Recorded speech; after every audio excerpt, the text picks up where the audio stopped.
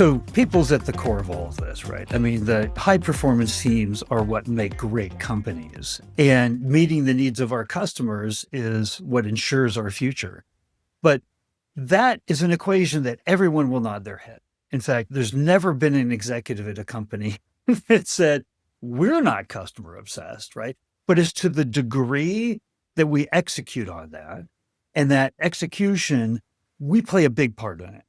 But there is a mindset that we have to shift too often. And that mindset is that we're a cost center.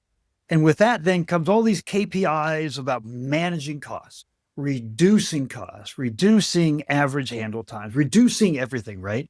Where we know that's not necessarily the right thing to do to create the relationship, maintain the relationship, nurture that relationship, and therefore have long-term happy customers, that which every C-suite executive would get this, impacts NRR, net recurring revenue, right?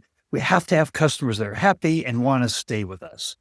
And we're at the forefront of that. So I'd love to just kind of hear your perspective on what is that mindset that it can kill growth, right? If we're looked upon as a cost center, and we're required and we're compensated as a cost center, we'll be a good cost center, right? But we need to grow beyond that. Why do you think it's this way to begin with, this mindset? That's a very, very good question, Steve. I mean, it's from the past. I mean, it's coming from the very distinct or siloed, let's say, culture in the past. And, as you said it yourself, the customer experience is very, very important here. Yeah. And, support, many times I've seen it as well happening. Support is considered just support, right? So your task is just to make sure customer can use our products. If they have some issues, they reach out to us, but that's it. And that results in cost savings, or let's say squeezing and focusing heavily on its cost center. So minimizing the cost.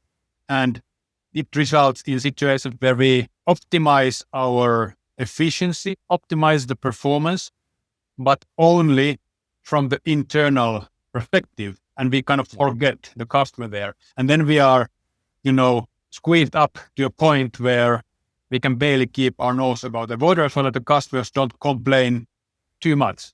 So it's still in a level which is acceptable.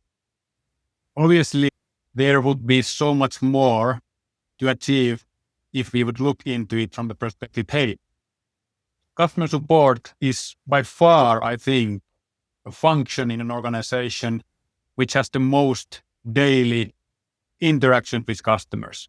And if you think about how much we could, if we invest a bit more in those interactions or invest a bit more into our people, how much we could actually identify areas which actually could accelerate growth, but also, of course, improve the customer experience.